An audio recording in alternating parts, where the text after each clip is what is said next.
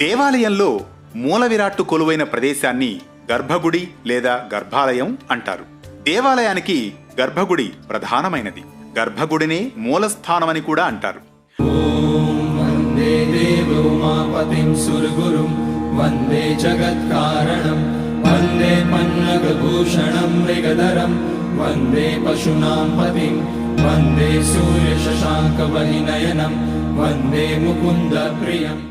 ఈ మూలస్థానాలన్నీ హిందూ ధర్మశాస్త్రంలోని ఆగమ సూత్రాలను అనుసరించి నిర్మించబడి ఉంటాయి.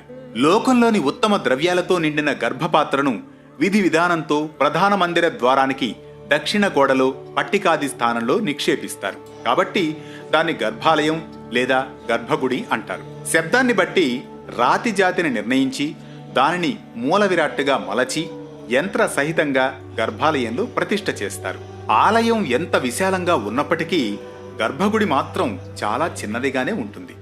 ఆలయం బయటంతా శిల్ప సంపద, విద్యుత్ కాంతులు కనిపించినా గర్భాలయంలో మాత్రం అలాంటివేవీ ఉండవు. దైవం కేవలం తన ఎదురుగా ఉండే దీపారాధన వెలుగులో మాత్రమే కనిపిస్తూ